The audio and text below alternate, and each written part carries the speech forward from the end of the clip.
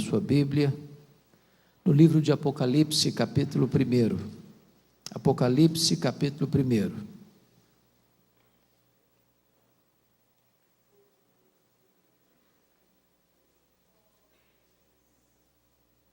Faremos a leitura do verso 9 ao verso 13.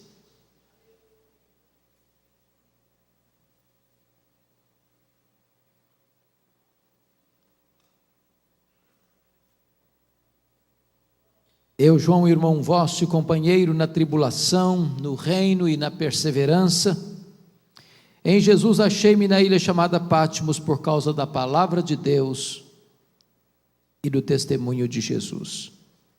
Achei-me em espírito no dia do Senhor, e ouvi por detrás de mim grande voz como de trombeta dizendo: o que vês, escreve em livro e manda às 7 igrejas: Éfeso, Esmirna, Pérgamo, Tiatira, Sardes, Filadélfia e Laodiceia.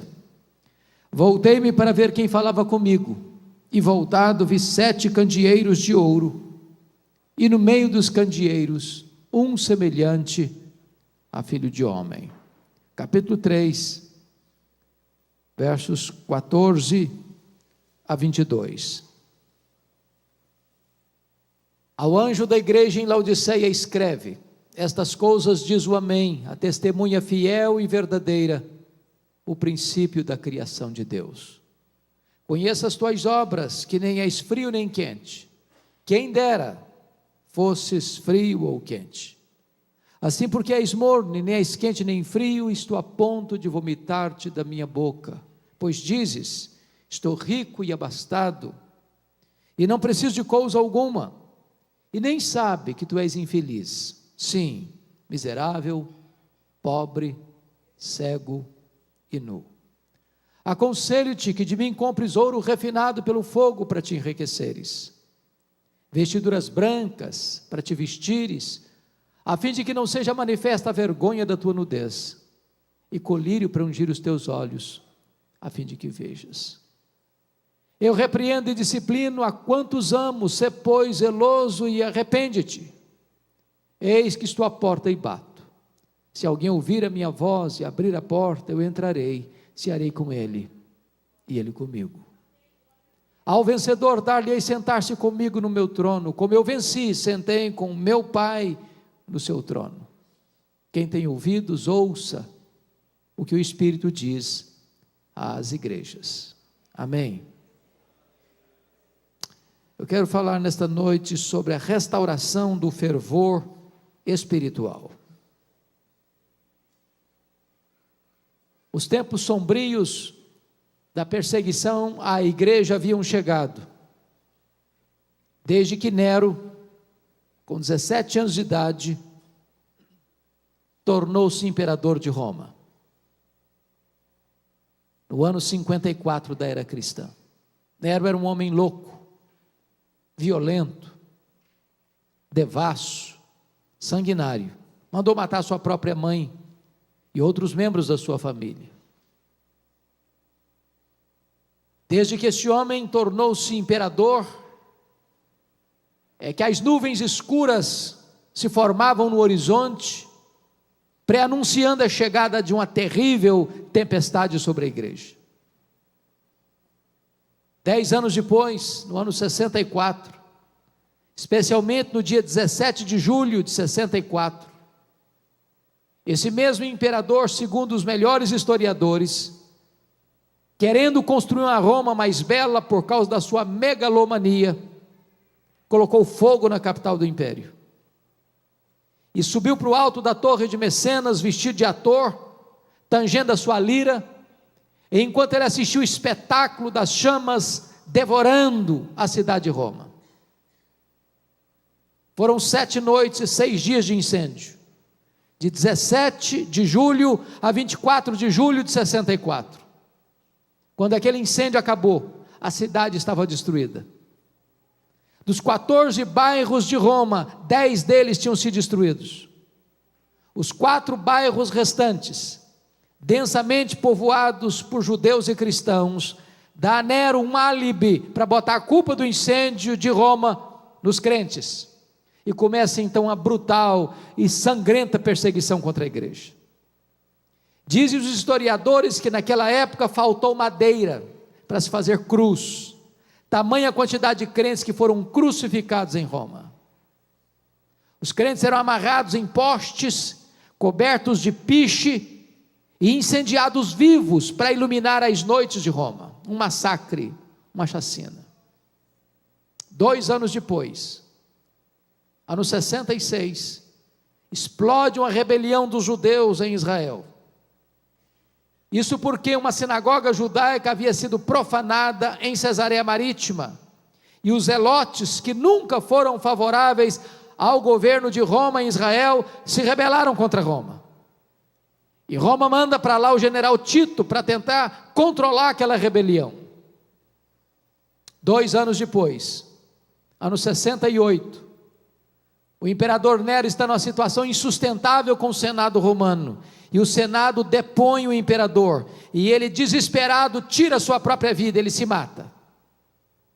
2 anos depois, ano 70, a rebelião em Israel está se tornando cada vez mais perigosa, incontrolada, e então o general Tito cerca a cidade de Jerusalém, invade a cidade de Jerusalém, destrói a cidade de Jerusalém, queima o templo da cidade de Jerusalém, e passa o fio da espada a milhares de judeus e cristãos, e promove aquilo que nós chamamos de a maior dispersão dos judeus de todos os tempos, desde o ano 70 até 14 de maio de 1948, quando Israel retorna ao seu território.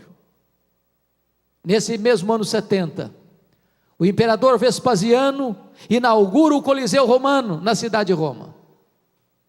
E numa festa de 100 dias de inauguração, mais de 10.000 crentes foram mortos com requinte de crueldade.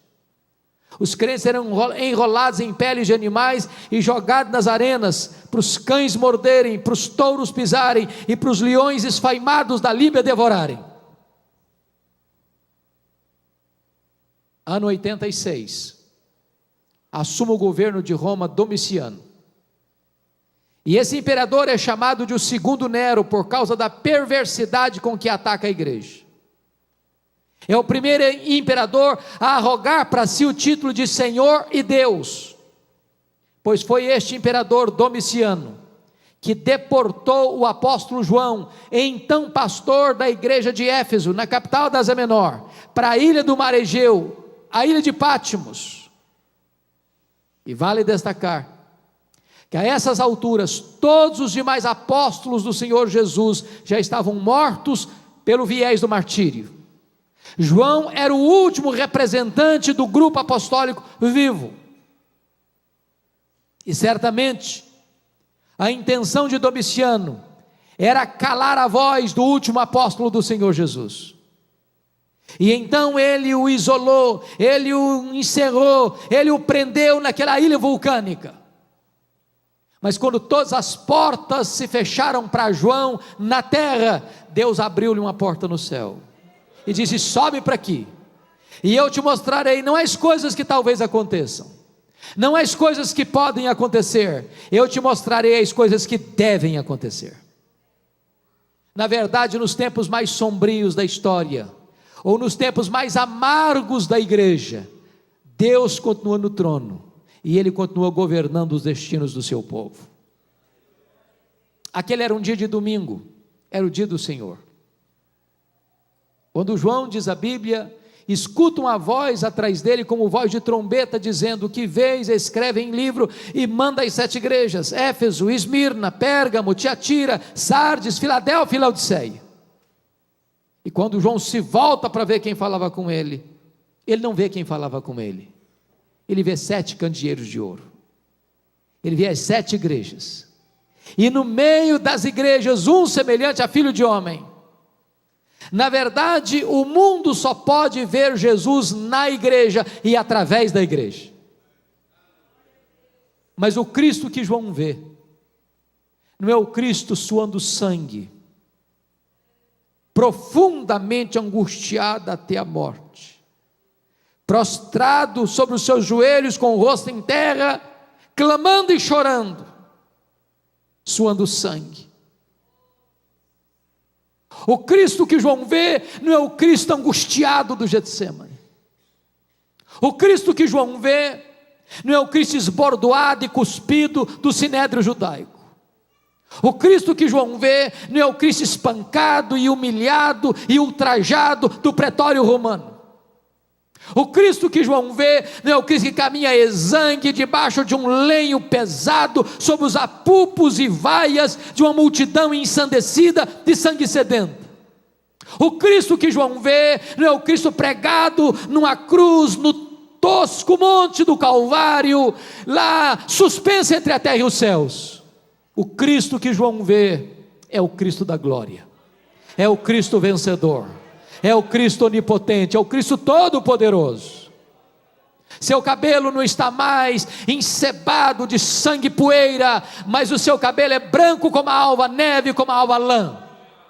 Seus olhos não estão mais empapuçados de sangue, mas os seus olhos são como a chama de fogo. A sua voz não está mais embargada pela sede, é como voz de muitas águas. Os seus pés não estão mais presos ao lenho, mas são como bronze polido. As suas mãos não estão mais esmagadas, mas sustentam a igreja. O seu rosto não está mais desfigurado, mas brilha como o sol no seu fulgor. Quando João vê o Cristo da glória, ele cai como morto aos seus pés. E o Cristo da glória põe a mão direita sobre ele e diz: não temas, João, eu sou o primeiro e o último. Eis que eu estive morto, mas estou vivo pelos séculos dos séculos, e tenho as chaves da morte e do inferno. O Cristo que nós adoramos nesta noite, não é o Cristo que esteve vivo e está morto, mas é o Cristo que esteve morto e está vivo pelos séculos dos séculos. Ele ressuscitou, Ele está vivo, Ele está à destra do Pai, Ele intercede por nós, e Ele há de voltar com grande glória e poder para buscar a sua igreja. O verso 13 nos informa que João o vê no meio da igreja, no meio das igrejas. Eu quero dizer para vocês nesta noite que Jesus também está aqui no meio da igreja. E é porque Ele está aqui que você e eu estamos aqui. É porque Ele está aqui que este encontro é tão importante. É porque Ele está aqui é que nós podemos ter esperança que algo maravilhoso vai acontecer nesta noite. É porque Ele está aqui que os cativos podem ser libertos, que os enfermos podem ser curados, que os perdidos podem ser salvos.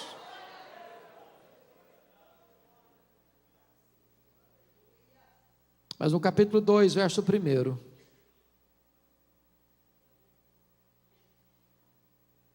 somos informados de que Jesus não está apenas presente no meio da igreja. Está escrito aí que Ele está andando no meio da igreja. Eu quero dizer para você que Jesus não apenas está aqui, Ele está andando entre nós. Ele está andando entre nós para sondar a igreja, para examinar a igreja, para investigar a igreja, para corrigir a igreja, para disciplinar a igreja, para fazer promessas para a igreja. E na medida que Ele anda no meio das igrejas, há um estribilho que se repete em todas as cartas, e o estribilho é este: eu conheço, eu conheço, eu conheço, eu conheço, eu conheço, eu conheço, eu conheço. Para 5 dessas 7 igrejas, Jesus vai usar a mesma expressão. Para a igreja de Éfeso, para a igreja de Tiatira, para a igreja de Sardes, para a igreja de Filadélfia, para a igreja de Laodiceia, Ele vai dizer assim: eu conheço as tuas obras. Aquilo que o seu marido não sabe, Jesus sabe. Aquilo que a sua mulher não sabe, Jesus sabe. Aquilo que seus pais não sabem, Jesus sabe. Aquilo que o seu pastor não sabe, Jesus sabe. Aquilo que você fechou a porta para ninguém ver, Jesus estava lá. Aquilo que você fez escondido, aquele cujos olhos são como chama de fogo, estava vendo. Ele conhece as nossas obras. Mas para a igreja de Esmirna, a mais pobre igreja da Ásia, Jesus vai usar uma outra expressão. Ele vai dizer assim: eu conheço a tua tribulação e a tua pobreza, mas tu és rico. Eu quero dizer para você que Jesus conhece a sua dor, Ele conhece os seus gemidos, Ele conhece as suas lágrimas, Ele conhece as suas noites indormidas, Ele conhece as suas madrugadas insones, Ele conhece os soluços do seu coração, Ele sabe os dramas que você está vivendo lá dentro da sua família, Ele sabe aquilo que machuca e fere a sua vida, Ele sabe. Mas Jesus me choca, porque você e eu temos ideia do que seja uma igreja rica. Nós temos uma ideia do que é isso. O que é uma igreja rica para nós? É uma igreja que tem muitos membros? É uma igreja que tem um templo suntuoso? É uma igreja que tem um orçamento robusto? É uma igreja que tem muita gente influente na sociedade? Essa é a visão que nós temos. Mas é curioso que Jesus se dirija à mais pobre igreja da Ásia, dizendo assim: eu conheço a tua pobreza, mas tu és rico. Porque o importante não é ser rico na terra, é ser rico no céu. O importante não é ser rico na avaliação dos homens, é ser rico no entendimento de Deus.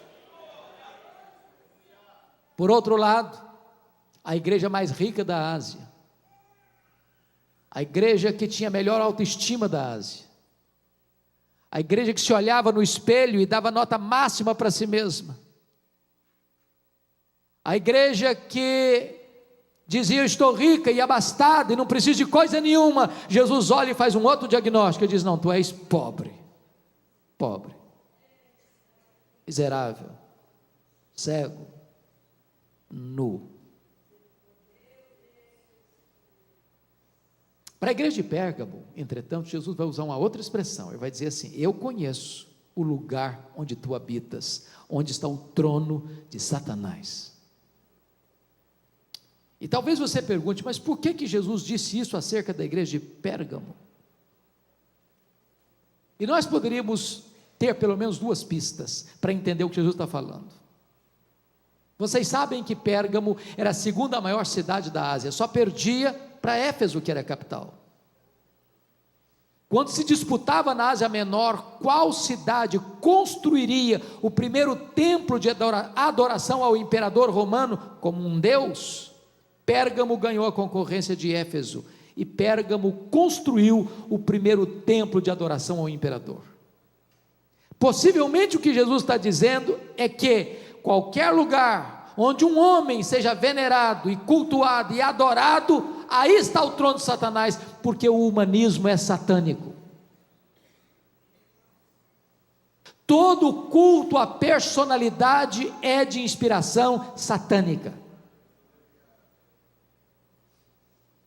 A segunda razão, possivelmente, é porque Pérgamo hospedava o templo de Esculápio. E Esculápio era o deus da cura. E esse deus pagão, Esculápio, era representado por uma serpente. E pessoas iam do mundo inteiro a Pérgamo para serem curadas por esse deus serpente chamado Esculápio. É por isso que até hoje, quando você vai ao seu médico, você vai ver bordado no jaleco branco do seu médico uma serpente. Isso vem de Pérgamo. Isso vem de Esculápio, isso vem do Deus da cura.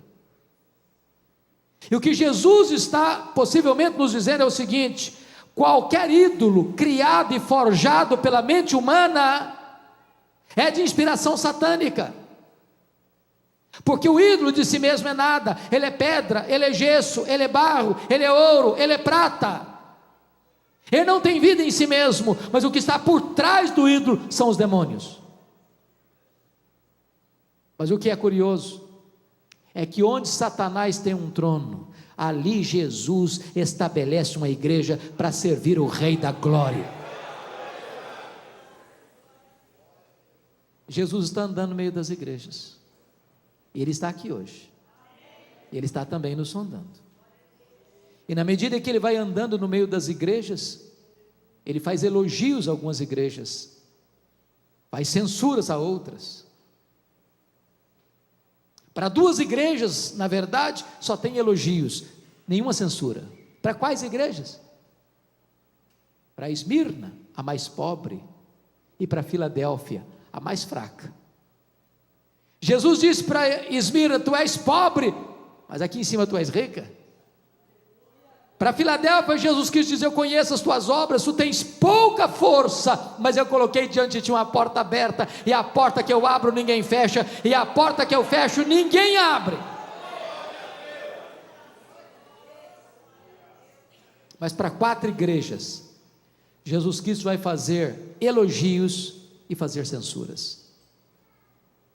Jesus elogia, por exemplo, a igreja de Éfeso, pela sua integridade doutrinária.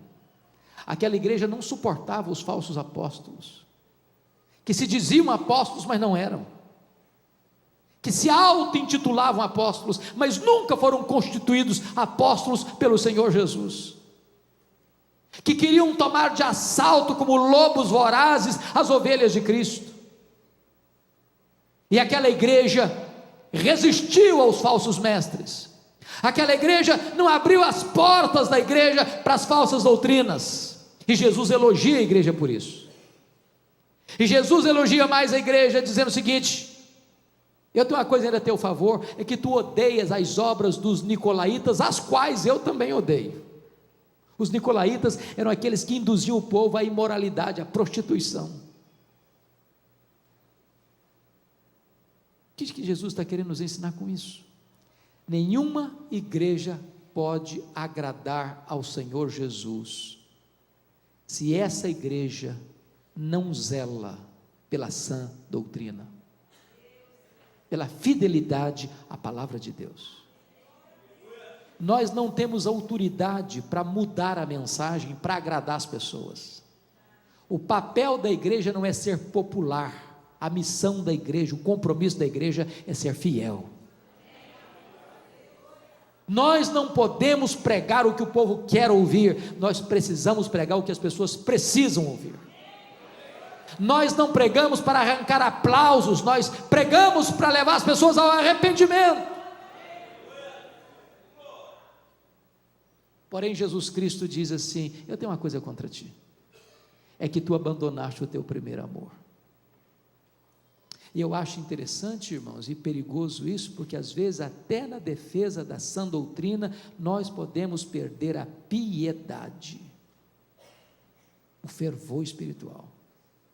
De repente mantemos a ortodoxia, a fidelidade doutrinária intacta, mas perdemos o entusiasmo, perdemos o fervor, perdemos o fogo do Espírito Santo de Deus.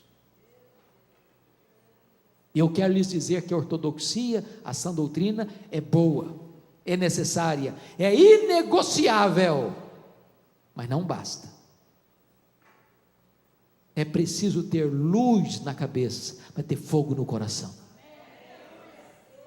Nós não podemos separar o que Deus uniu: teologia e vida, doutrina e ética, ortodoxia e piedade, credo e conduta. Agora preste bem atenção, que Jesus vai se dirigir à igreja de Tiatira e vai elogiar aquela igreja. Tiatira é exatamente o oposto de Éfeso, porque Jesus elogia a igreja de Tiatira, porque agora quando escreve ela tem mais fé, mais obras e mais amor do que lá no passado. Mas Jesus diz assim: eu tenho uma coisa contra ti, é que tu toleras esta falsa profetisa Jezabel, que induz o meu povo à prostituição. Agora notem isso: Éfeso tinha doutrina, mas não tinha amor. Tiatira tinha amor, mas não tinha doutrina. E se uma igreja sem doutrina com doutrina, mas sem amor, não agrada a Jesus. Uma igreja com amor, mas sem doutrina, também não agrada a Jesus. Nós poderíamos ser a igreja mais acolhedora da cidade, nós poderíamos ser a igreja com maior entusiasmo de comunhão na cidade, mas se nos falta a verdade, então não podemos agradar a Jesus. Jesus se dirige à igreja de Pérgamo e elogia aquela igreja, porque tem gente tão fiel na igreja de Pérgamo a ponto de morrer pela sua fé. Está escrito aí que o líder da igreja, Antipas, foi martirizado entre eles, e diz os historiadores que ele morreu carbonizado dentro de um boi de bronze. Mas nessa mesma igreja, onde tem gente fiel a ponto de morrer pela sua fé, tem gente também flertando com o pecado, tem gente também flertando com o mundo, tem gente seguindo as doutrinas de Balaão. Aquelas pessoas, quem era Balaão? O profeta que vendeu a sua consciência por dinheiro, o profeta que induziu o povo ao pecado por causa do lucro. Numa mesma congregação, tem gente andando com Deus e tem gente andando no pecado. Pelas minhas andanças pelo Brasil, é muito comum eu escutar a seguinte pergunta: pastor, qual a avaliação que o senhor faz da igreja evangélica brasileira? Às vezes a pergunta é mais direcionada: qual é a avaliação que o senhor faz da denominação que o senhor pertence? Às vezes a pergunta é mais específica: qual é a avaliação que o senhor faz da congregação que o senhor é pastor? E a minha resposta é a mesma sempre. Eu respondo assim: vai muito bem, vai mais ou menos, vai muito mal. Sabe por que eu respondo assim? Porque numa mesma igreja tem gente cheia do Espírito Santo, tem gente capengando na fé, e tem gente vivendo em pecado, e não vai parar até que seja flagrado, porque já perdeu o temor de Deus. Numa mesma congregação, escutando o mesmo pastor, cantando os mesmos hinos, fazendo parte do mesmo coral, frequentando as mesmas reuniões, participando da mesma ceia do Senhor.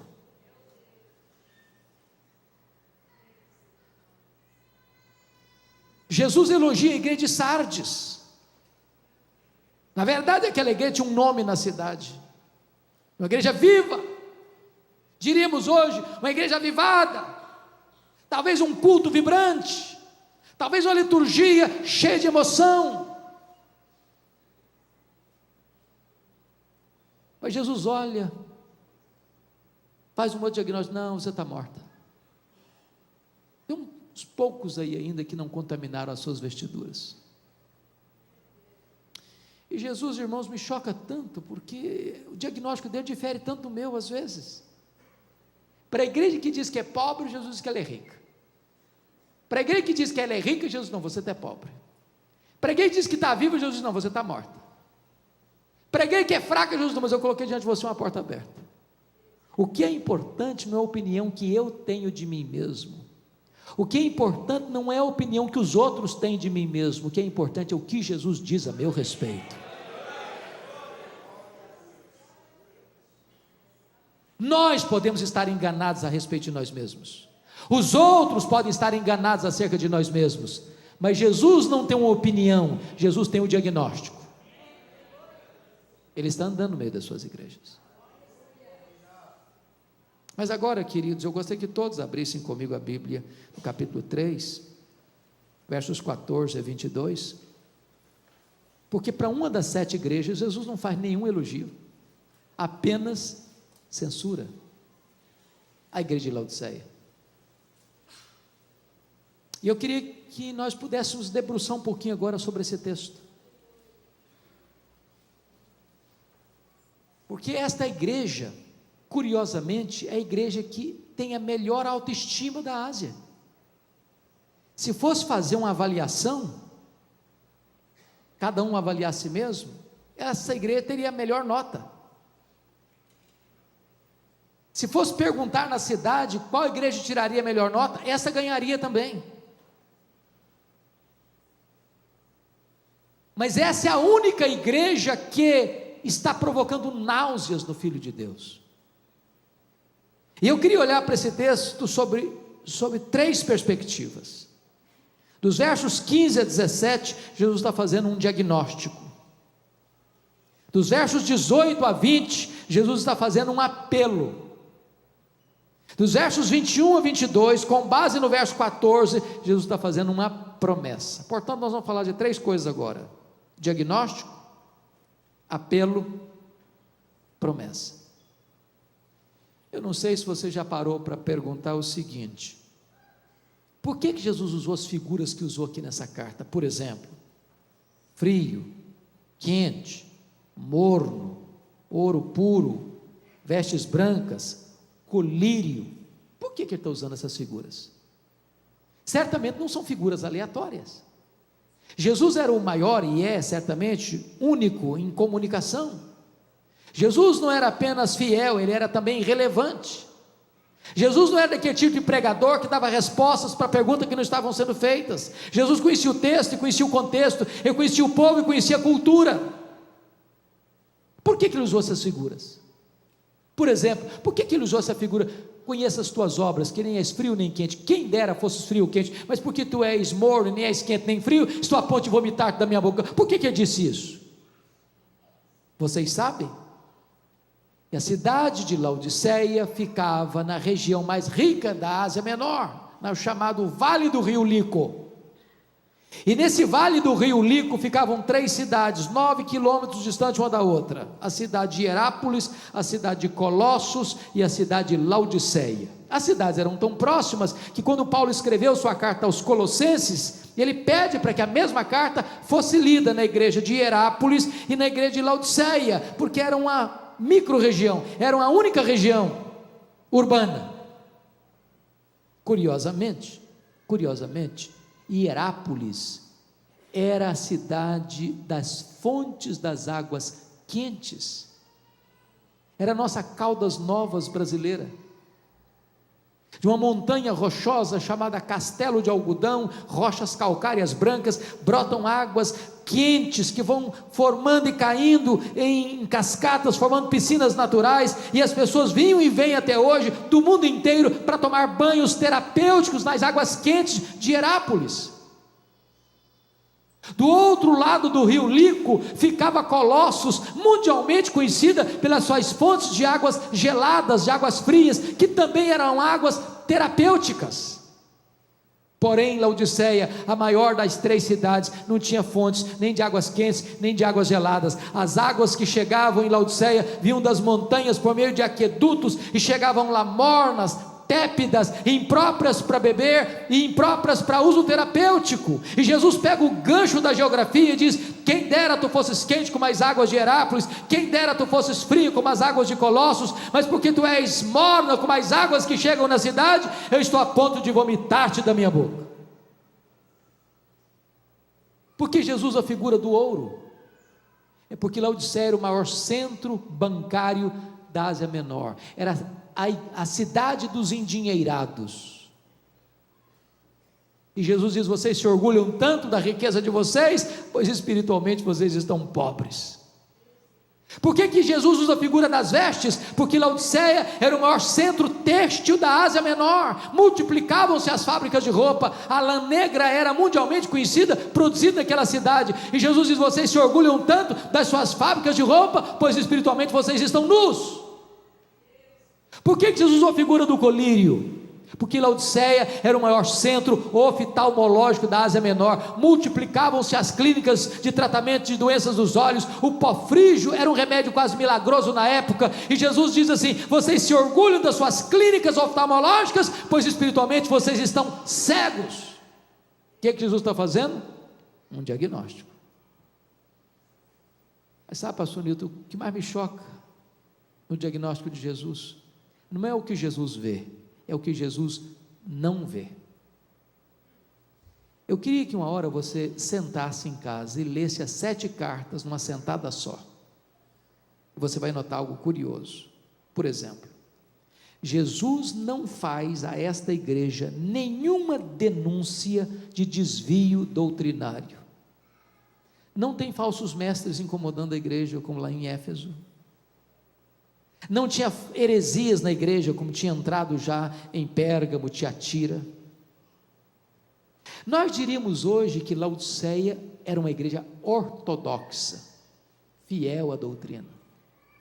Não tinha falsos mestres, não tinha falsos apóstolos, não tinha profetisas de Jezabel, não tinha doutrina de Balaão, não tinha doutrina de Nicolaitas, não tinha ninguém perturbando a sã doutrina da igreja. A igreja era íntegra teologicamente, e apesar disso, estava provocando náuseas no Filho de Deus. Leiam as 7 cartas. Segundo lugar, vocês não verão qualquer denúncia de Jesus de problemas morais na igreja. Tinha problema moral na igreja de Pérgamo, tinha problema moral na igreja de Tiatira, tinha problema moral na igreja de Sardes, mas não há denúncia de Jesus de problemas morais na igreja de Laodiceia. Não tinha escândalos na igreja, a liderança não tinha que disciplinar nenhum membro. A igreja desfrutava de uma excelente reputação na rua e uma excelente reputação diante do espelho. Não obstante ser uma igreja ortodoxa e ética, essa igreja está provocando náuseas no Filho de Deus.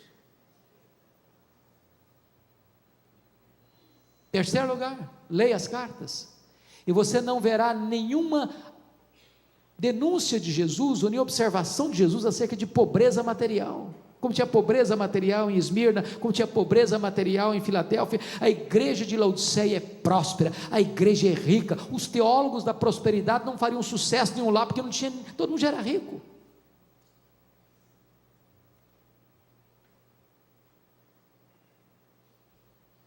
Mas em quarto lugar, leiam, perceberão outra coisa: não há nenhuma denúncia de Jesus de perseguição a essa igreja. Havia perseguição religiosa em Éfeso, havia perseguição política em Pérgamo. Essa igreja está em paz, ela é ortodoxa, ela é ética, ela é próspera, ela está em paz, ela está bem com ela mesma, ela está apaixonada por ela mesma. Ela é uma igreja narcisista, ela se olha no espelho e diz: nós estamos muito bem na fita, nós estamos muito bem, nós estamos contentes conosco mesmo, nós estamos maravilhosamente bem. E nem sabia, estava provocando náuseas no Filho de Deus. Irmãos, se você e eu morássemos lá nessa época, possivelmente nós gostaríamos de ser membro desta igreja.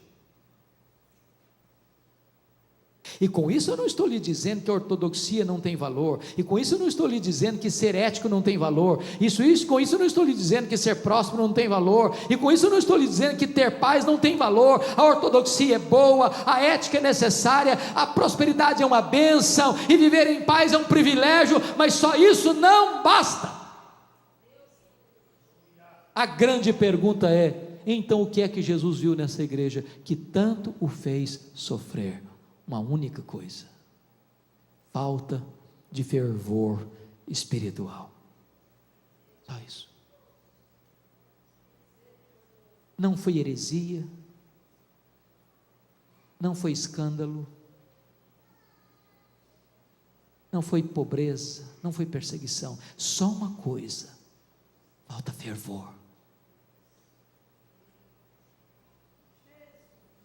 E eu temo, irmãos, caminhando pelo Brasil afora, que este é o nosso problema. Graças a Deus nós somos uma igreja fiel à palavra, graças a Deus nós somos uma igreja séria, graças a Deus nós somos uma igreja próspera, graças a Deus nós vivemos em paz. Mas, irmãos, está faltando fervor, falta brilho nos olhos, falta entusiasmo, falta choro pelo pecado, falta quebrantamento, falta arrependimento genuíno, falta plenitude do Espírito Santo, falta oração, falta jejum, falta poder, falta avivamento genuíno.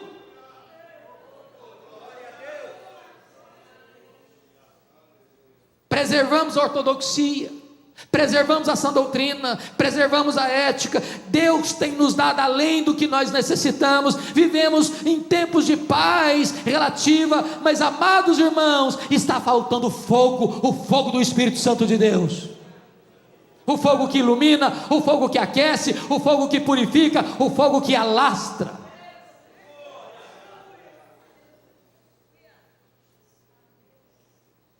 Eu temo, irmãos, eu temo que a igreja evangélica brasileira, em todos os setores denominacionais, estão fazendo uma marcha resoluta e célere e rápida rumo ao secularismo.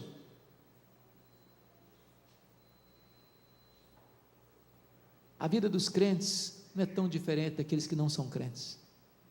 O número de divórcio dentro das nossas igrejas é quase o mesmo fora da igreja. O número de rapaz e moça que vai para a cama com um namorado é quase a mesma quantidade daqueles que não são crentes.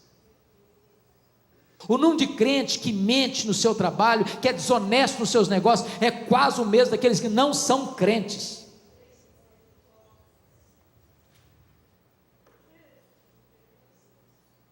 No domingo estamos na igreja, de segunda a sábado, o povo vive como se Deus não existisse.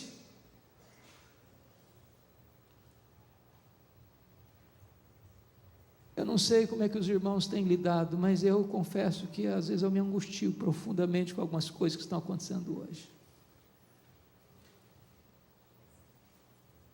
As nossas festas de casamento dos crentes, em muitos lugares no Brasil, estão se tornando uma vergonha. Uma vergonha.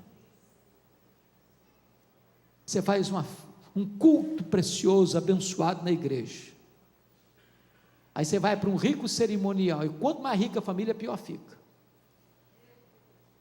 E lá no cerimonial o pau quebra, o pau quebra. A música que rola lá não tem nada a ver com Deus mais. Há famílias onde serve todo tipo de bebida alcoólica, e as luzes se acendem, o povo de Deus cai na pista de dança, e voltam para casa trocando as pernas, bêbados. Eu não estou falando de gente incrédula, estou falando de gente crente, falando de liderança espiritual. Olha para lento retrovisor e veja onde foram parar as igrejas que entraram nesse caminho. Eu conheço liderança de pastores e presbíteros que tem a confraria do uísque e do charuto. Eu conheço lugares onde a juventude sai de uma reunião de estudo da Bíblia e vai para a balada, para a boate. Eu conheço presbíteros que acabam de fazer um discipulado e chamam o seu discipulando para tomar um copo de uísque com ele. Recentemente eu estive pregando nos Estados Unidos e um pastor de uma denominação ortodoxa recebeu uma carta da liderança para os pastores, perguntando para os pastores que tipo de charuto e que tipo de cervejas queriam tomar na reunião de confraternização. Meus amados irmãos, está faltando fervor espiritual, está faltando fervor. Está faltando busca, está faltando sede de Deus, está faltando expectativa de uma poderosa visitação de Deus no meio do seu povo. Está faltando a igreja voltar aos primórdios, aos pais que nos antecederam, quando eles amavam a Deus de todo o seu coração, com toda a sua força e com toda a sua alma. Há poucos dias eu estava dando carona a um pastor, e esse pastor chorando comigo disse: pastor Hernandes, a minha denominação não batizou um crente por igreja por ano em média. Por outro lado, você vê templos lotados, mas não tem evangelho, não tem a mensagem da cruz, não tem a mensagem da graça, não se prega mais sobre pecado, não se prega mais sobre arrependimento, não se prega mais sobre novo nascimento, não se prega mais sobre a segunda vinda de Cristo, porque as pessoas querem o império, é aqui na terra mesmo. Nós precisamos de avivamento, queridos. Nós precisamos de fervor espiritual.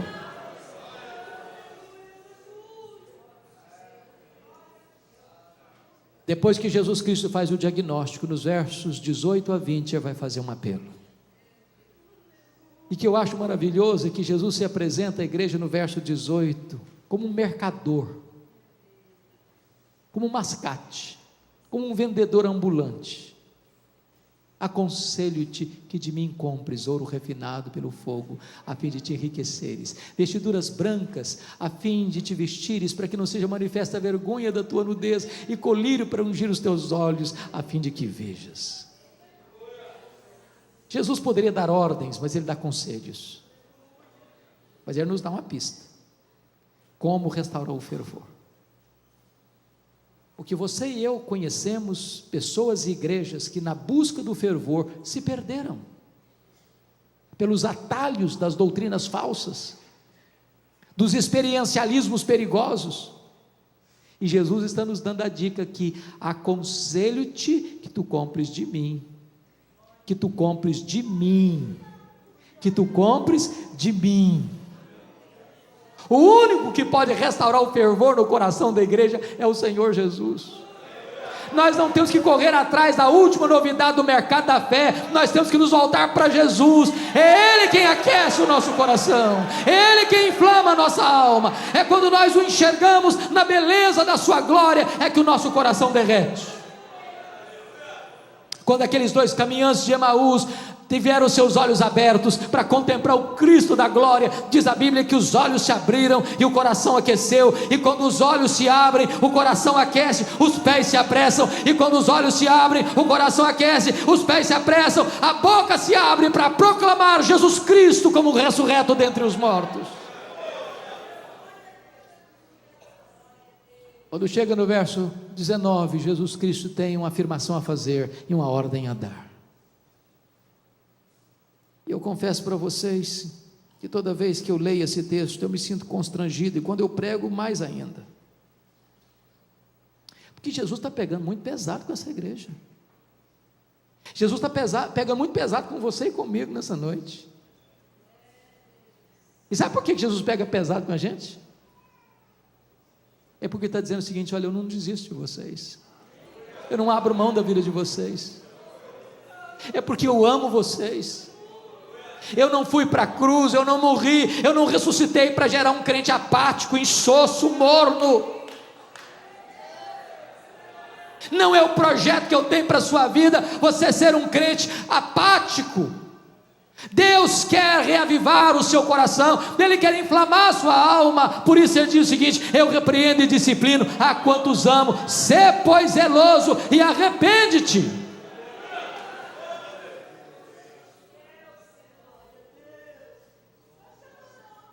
Quando chega o verso 20, Jesus Cristo se apresenta mais uma vez e diz: eu estou à porta e bato. Se alguém ouvir a minha voz e abrir a porta, eu entrarei, cearei com ele e ele comigo. Mas preste bem atenção aqui, irmãos, do perigo, porque a igreja de Laodiceia, ele está muito feliz com ela mesma.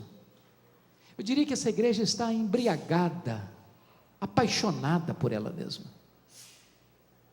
Ela se olha no espelho, está encantada com ela. Tudo acontece para ela, com ela, por ela. Ela se basta, ela está satisfeita, ela se reúne para ela, ela prega para ela canta para ela oferta para ela, tudo gira em torno dela. E aqui é um grande risco, irmãos, de nós nos reunirmos, de nós pregarmos, de nós cantarmos, de nós ofertarmos, e Jesus está do lado de fora, querendo entrar. E Ele insiste: eu estou à porta, eu estou à porta, eu estou batendo, eu quero entrar, e se você abrir a porta, eu vou entrar, eu vou cear com você, você vai cear comigo. Que Jesus nos convide a cear com Ele é um milagre, mas que Ele queira cear conosco é graça. E a única maneira deste fogo acender em nosso coração é nós sentarmos-nos aos pés de Jesus, ao redor de Jesus, à mesa com Jesus, e termos intimidade com Jesus.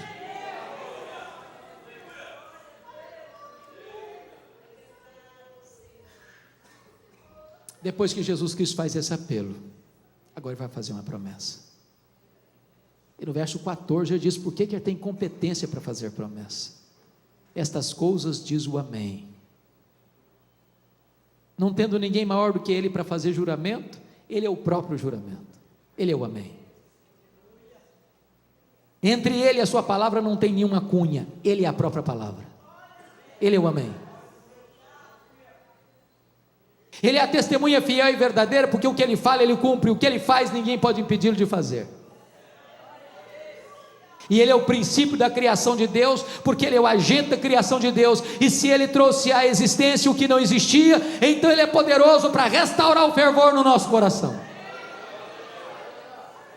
E no verso 21 ele vai fazer a promessa: ao vencedor dar-lhe-ei sentar-se comigo no meu trono, como eu venci e sentei com meu Pai no seu trono. E o que eu acho magnífico é a transição do verso 20 para o verso 21, porque Jesus sai da intimidade da mesa para a publicidade do trono. Quem se assentará com ele publicamente no trono? Quem assentou-se com ele intimamente à mesa. Por isso ele termina dizendo assim: quem tem ouvidos, ouça o que o Espírito diz às igrejas.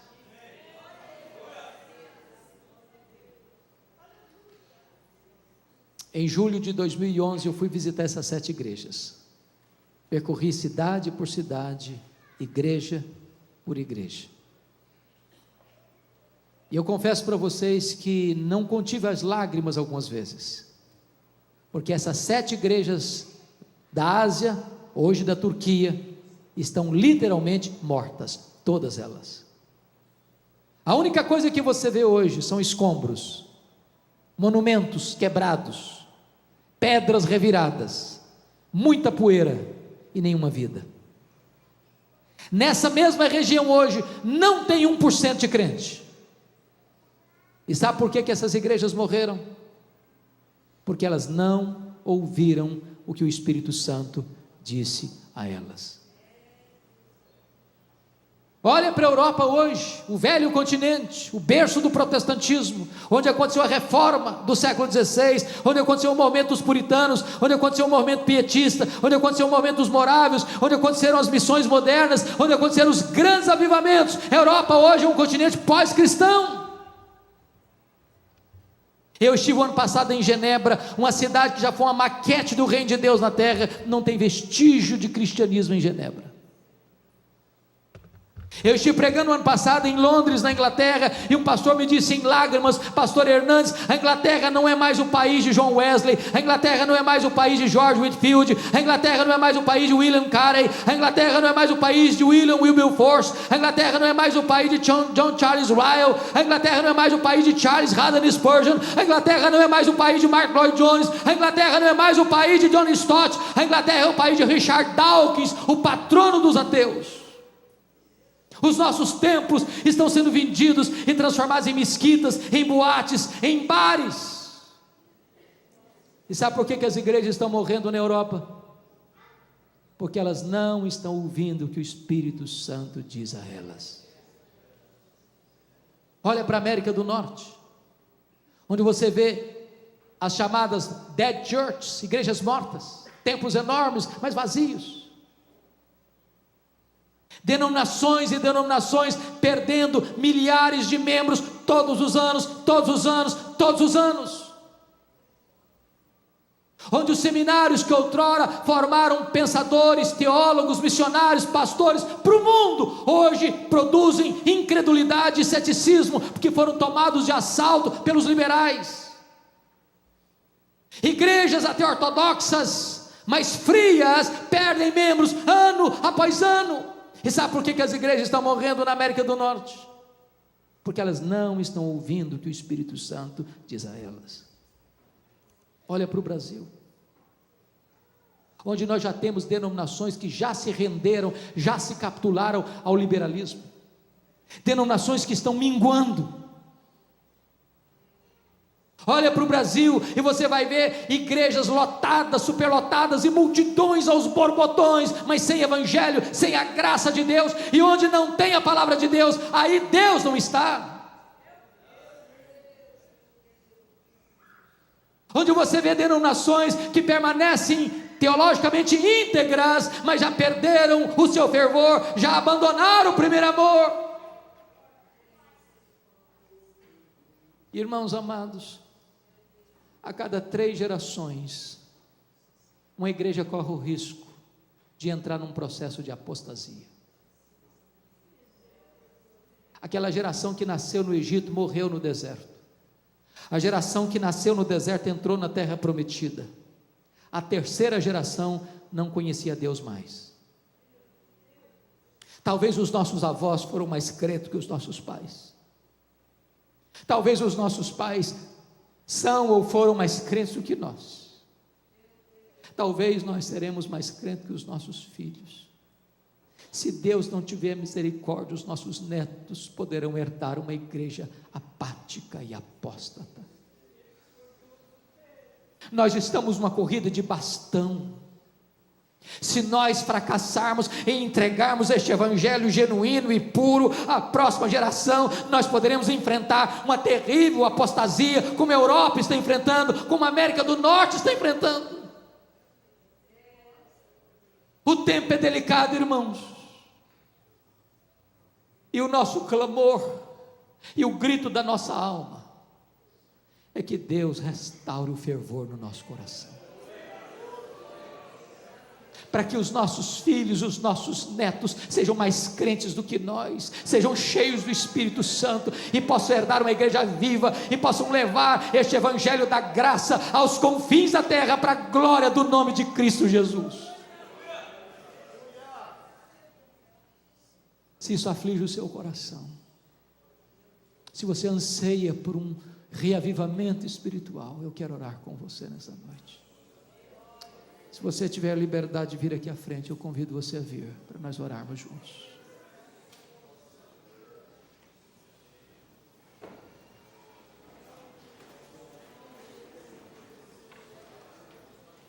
Se você quiser vir aqui à frente, pode vir. Nós vamos orar juntos.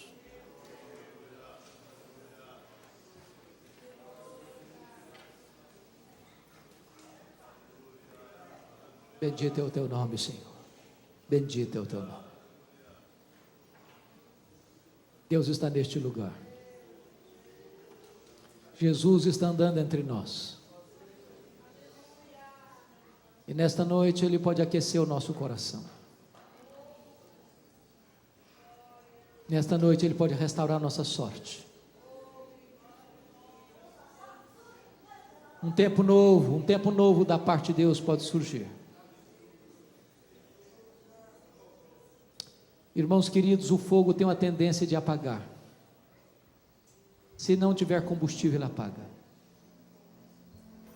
Se nós não nos voltarmos para Jesus, se nós não nos alimentarmos da palavra, se nós não buscarmos a Deus em oração, nós não teremos condições de ter fervor no coração. Talvez você que veio aqui hoje, tem muito tempo que você não sabe mais o que é o coração ficar aquecido. Talvez tenha muito tempo que você não lê mais a sua Bíblia e parece que essa palavra está viva, ardendo no seu coração. Mas Deus pode hoje incendiar sua alma com o fogo do Espírito Santo. Deus, bendito é o teu nome, porque tu estás entre nós nesta noite. Tu és o Deus vivo, Tu és o Deus todo-poderoso. Jesus Cristo, Teu Filho, está entre nós, e Ele venceu a morte, e Ele tem todo o poder nos céus e na terra, e hoje Jesus pode aquecer o nosso coração. Levanta a Tua igreja, Senhor, santifica a Tua igreja, desperta a Tua igreja, reaviva a Tua igreja, e para que esta igreja se levante no poder do Espírito Santo, para legar às futuras gerações uma igreja viva, com um evangelho puro, para a glória do Teu nome. Santifica o Teu povo, fortalece o Teu povo, reanima o Teu povo, restaura a sorte do Teu povo e reaviva a Tua obra no decorrer dos anos, para o louvor da Tua glória, aleluia, em nome do Senhor Jesus, amém e amém. Louvado seja Deus, louvado seja Deus. Dê um abraço no seu irmão, por favor.